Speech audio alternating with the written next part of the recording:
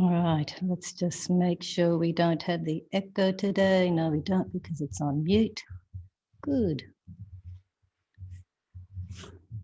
As you can see, I'm getting ready for my posture. Thinking about my posture.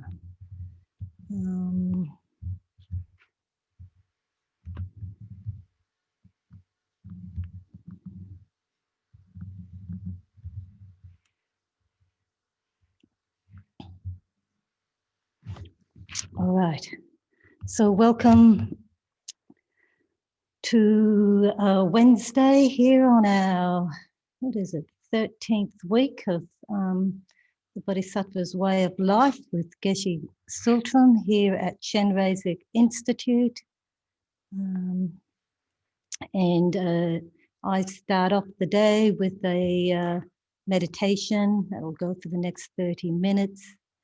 And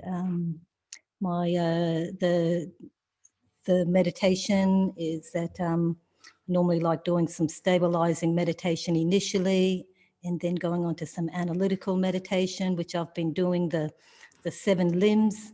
I'll be finishing them off today, maybe. It seems as though the more reading I do, the more I find out that the benefit of them and how we can enrich the practice. And like I've said in the past, it is a lower scope practice that allows us to accumulate the virtues and the merit. It sort of moistens our mind for the high-end meditations on bodhicitta and emptiness. And speaking for myself, I need a lot of moistening. We live in Australia, it's very dry, and that's like what my mind is. My mind is very dry, so it needs to be moistened with meritorious practices, such as what we find in the 7 limb. So just bring your awareness into your body, into this place, into the moment, and just being aware of your posture. The spine is nice and straight. The legs are relaxed, the hips are relaxed.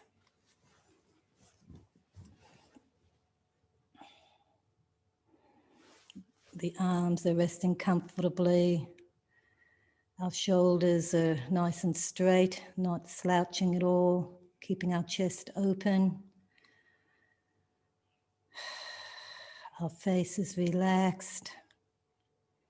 Our tongue is touching the top of our palate. Jaws relaxed and our chin is just slightly tucked in.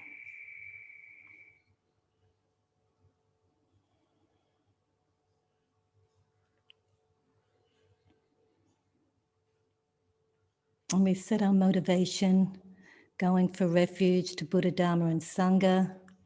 And when we go for refuge, just reflect on the incredible kindness of our teachers and of past Buddhas, of past practitioners, all the effort that has been put in for our benefit now. Just spend a few moments visualizing fountains of compassion from all these Buddhas and Bodhisattvas of times gone by and of the present time, this holiness.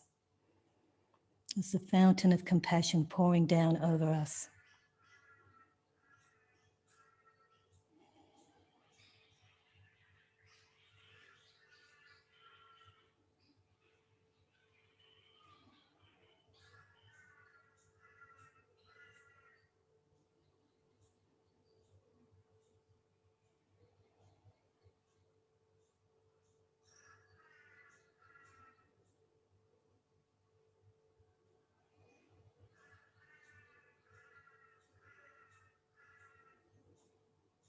And just how fortunate we are to appreciate that kindness, realizing just this, the pervasive suffering throughout the world and throughout our own personal lives, even though we have amazing conditions here in Australia and here at Chenrezig, we still suffer.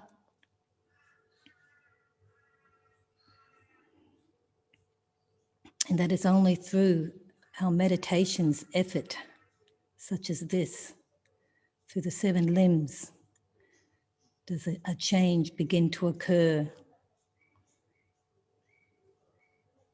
So how fortunate we are to realize this and to put in the effort of practice, of meditating.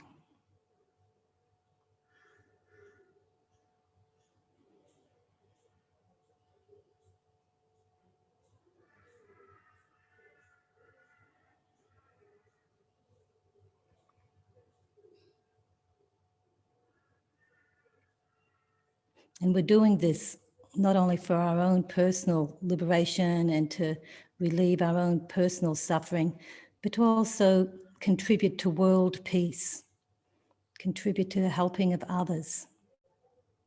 That may this practice be beneficial not only for myself, but for those directly around me, and that I may progress along the path through this practice.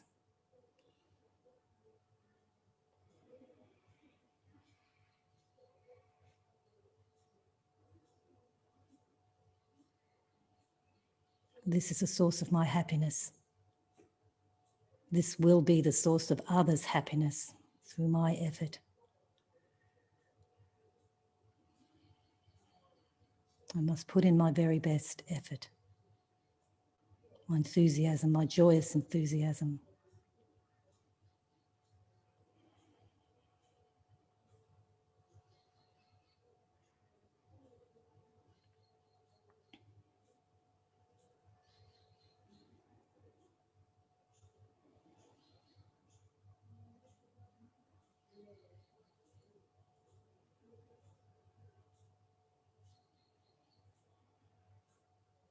Right now, just bring your awareness to your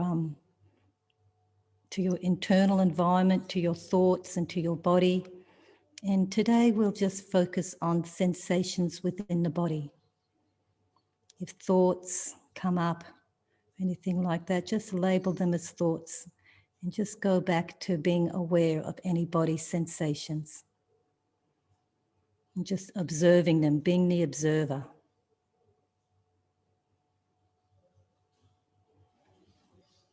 And do this stabilizing meditation for the next 10 minutes.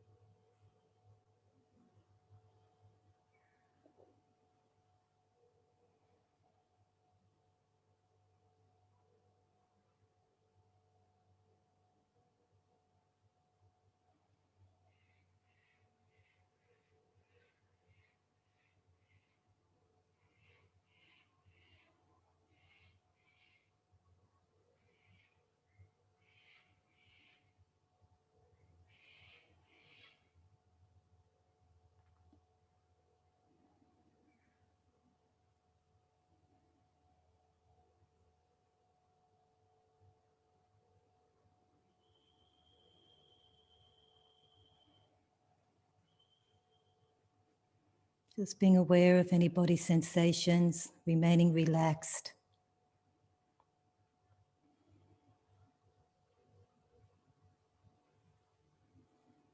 Don't allow any tension to creep in. Smiling, relaxing, and observing.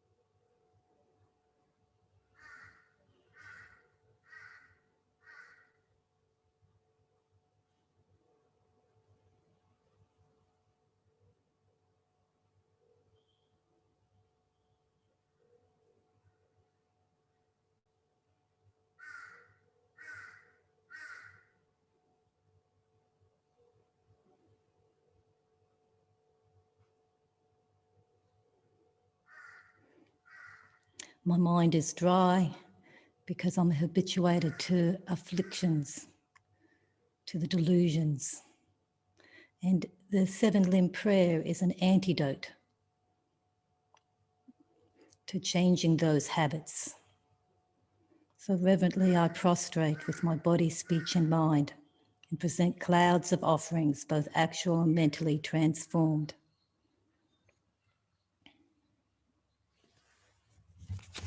And just recall what that means for you, prostrating. Prostrate to the Buddha.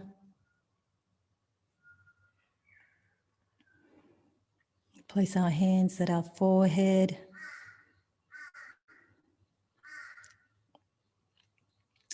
At our throat and at our heart.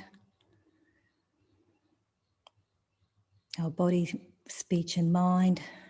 And we prostrate to the Buddha's holy body, holy speech and holy mind. Striving to develop those qualities and abandon our mundane qualities of body, speech and mind.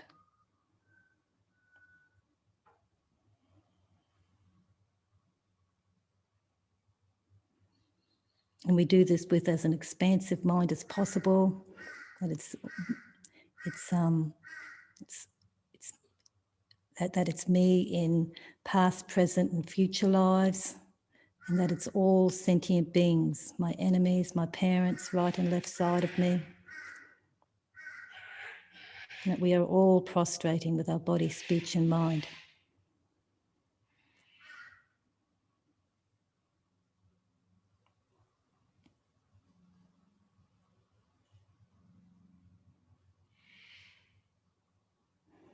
And being very clear on why we're doing this.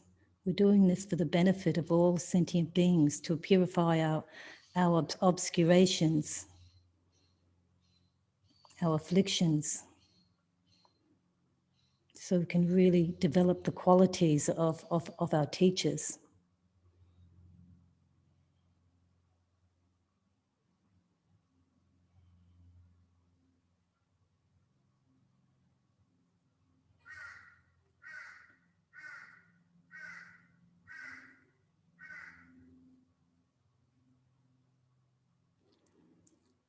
And we present clouds of offerings.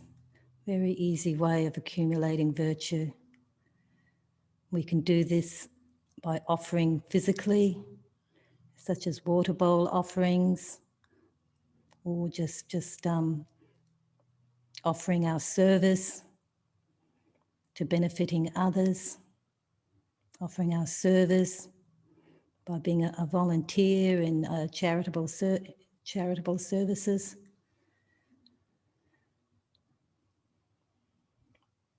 And also offering with our mind in the form of visualizations, of flowers, incense, light. Really, again, trying to make this as expansive as you possibly can. Clouds of offerings. And the visualizations can be our beautiful things that we see, our garden. In Lama Zopa, he has a number of offering houses throughout the world. And it's beautiful, these offering houses of water, flowers, beautiful crystals, glass. In the West, we really have access to very beautiful products, very beautiful things.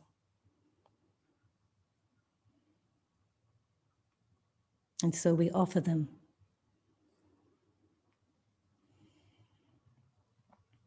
Genuinely and sincerely and willingly, with no regret.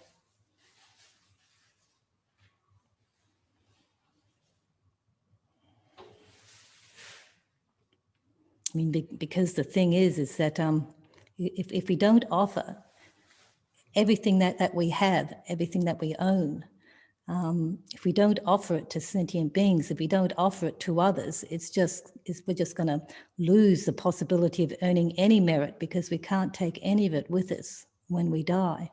So why not give it now, willingly and freely? Please take.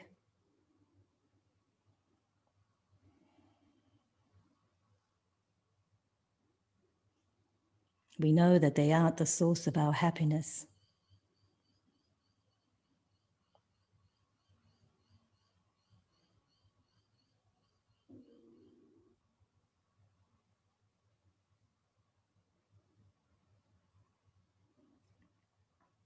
And if we notice miserliness creeping in, we must do something about that right away. Know that it's just a past habit.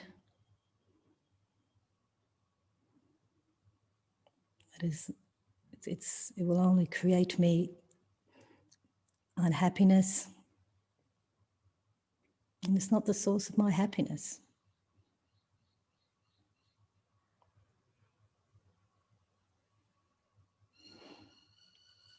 And offering one's practice.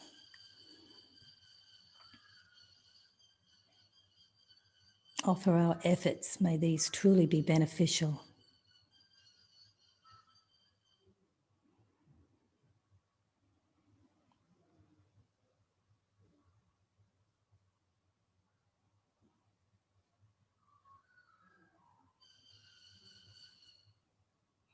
Whatever we're trying to cultivate, it's very beneficial for us to also offer this.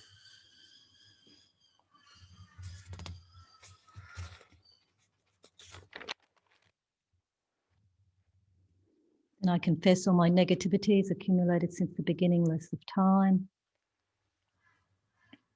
I've spent a lot of time on this, so just quickly review what you understand about confession, the 4 R's, the regret, the resolve, refuge, and the remedy. Just go through them quickly in your mind.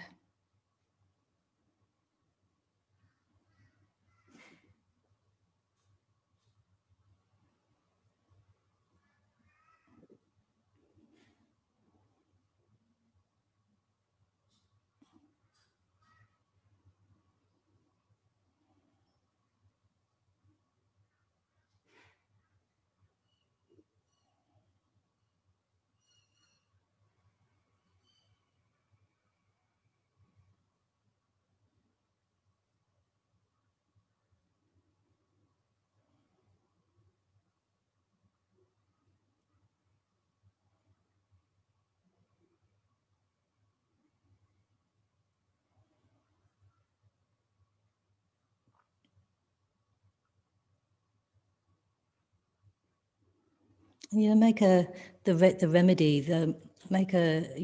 doing these 7 limb prayers on a daily basis. It's just a quick, easy prayer to remember, and it's such an expansive, meritorious prayer. I mean, this would be make a resolve that you will say this prayer on a daily basis and reflect on it.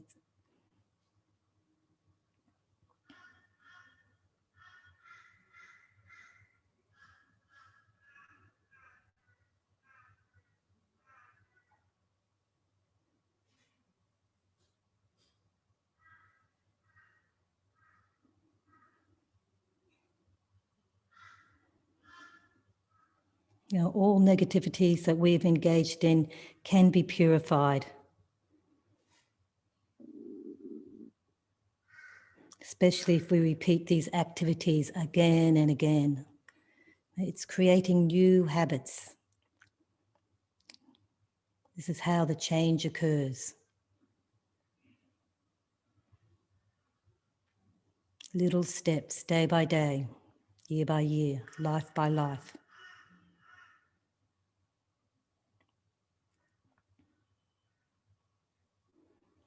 Then rejoicing in the merit of all holy and ordinary beings. There's a few things we rejoice in here, rejoicing in the causes, the actions, the activities, such as teaching, practicing of ourselves and of others. So many people in the past, so many beings, so many Buddhas and Bodhisattvas have reached enlightenment, and they've all put in the effort and the causes. So rejoice in this. In all the effort the Shakyamuni put in. Huge amount of effort. Lama Tsongkhapa, Milarepa, all the scholars at Nalanda, all the effort of people within FPMT in these current days when it's so difficult to practice. There are still people practicing, putting in the effort, rejoicing in that. It's as difficult as it is during these degenerative times. We're still making the effort, rejoicing in our own effort as well. Wow, wow, wow, as Lama Zopa would say. Incredible.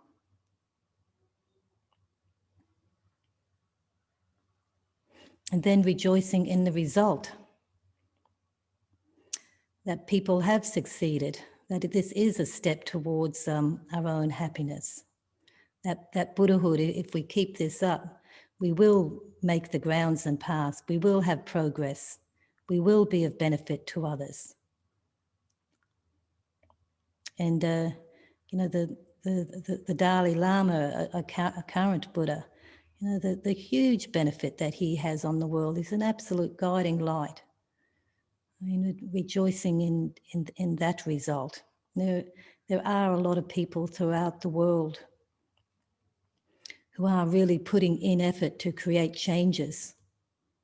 They may not be spiritual people, you identify with any spiritual tradition, but they are putting in effort into humanity with good ethical conduct, rejoicing in their efforts.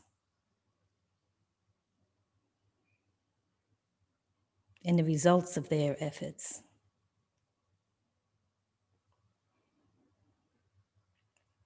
And dear little Greta, who put in a huge effort for trying to make the world aware of the need to take global warming seriously.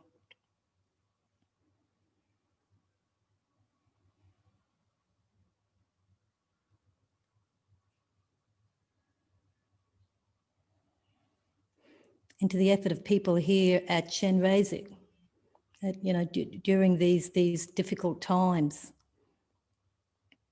with COVID and just uncertainty and instability. I think our world has become, really quite uncertain at the moment. And, Chenrezig, we're part of that world. And so, there is that uncertainty here as well. But still, there are people putting in effort to keep it afloat, to keep things going. And the result is that things are still going. We still have Geshe Sultram sitting on the throne, teaching the Bodhisattva's way of life. We're up to chapter 5. Amazing to have this opportunity during these difficult times. And please remain until samsara ends. We want these teachers to stay and teach us. Without them, we're lost. Without them, we'll just go back to our old habits. We need them to remain here with us, and we need them to teach us. So please, please remain until samsara ends and turn the wheel of Dharma. When the Buddha became enlightened, the story goes that he didn't teach for quite a number of weeks because he just thought it would be too much for people to really take on. And it was only through people pleading with him to please teach us, and provided him with somebody. One of the kings gave him a golden wheel with the spokes all in gold to please turn the wheel of Dharma. Please teach us. And it's important, especially with the teachers that we have access to in Geshe Sultram, Lama Zopa, any teachers that come. I think it's such a good thing for you to do that, as you're giving them the car, to say, please teach us, please stay and teach us. Don't be afraid to speak up and plead with them. Plead them, please teach us. We need you to stay and teach us.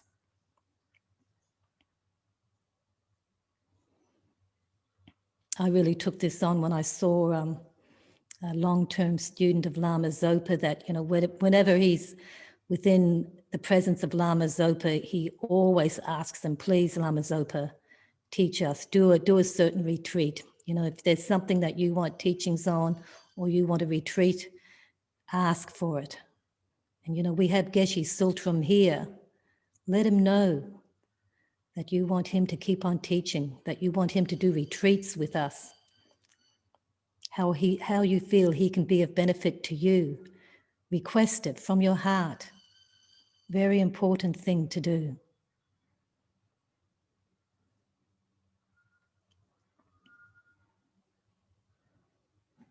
And then dedicate the merit generated by myself and others to the great enlightenment.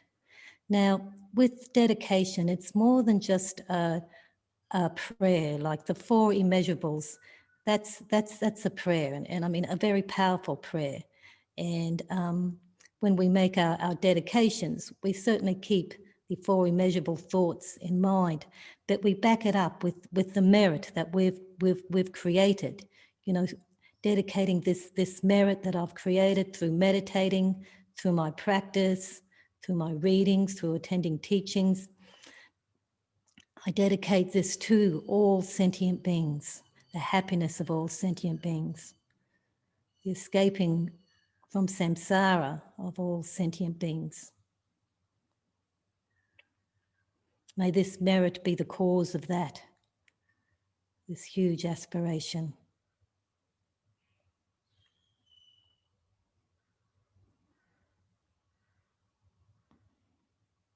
So it's so important to this dedication, because it seals the merit. You have made use of it. It's not as though you've put in all this time and effort, then you just stop and off you go. The merit can then just dissipate. But when you dedicate, you are sealing it. You are saying, this is God. Please, I want this to be of use for the happiness of everyone, for peace in the world. So you're sealing it.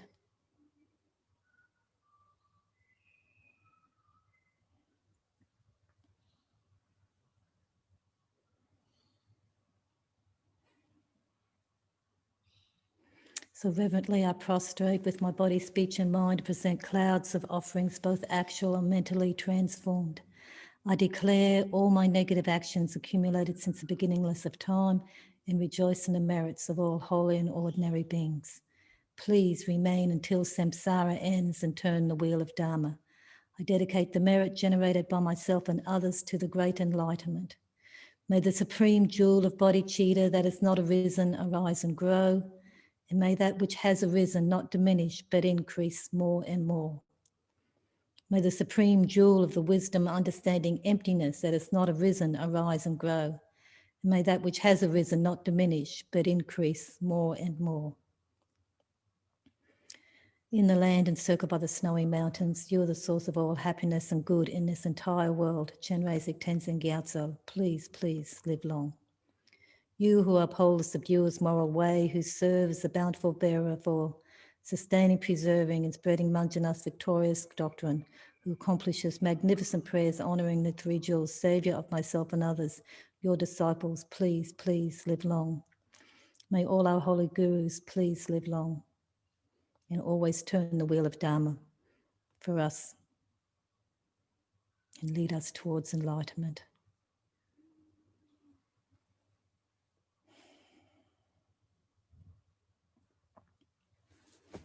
Okay, so Geshe Sultram will be here shortly, so hope you enjoy the teaching today and hope you have a great rest of the week. Okay, thank you. Yeah, and look, thank you for attending. This really is a very valuable opportunity for me to lead a meditation, so thank you.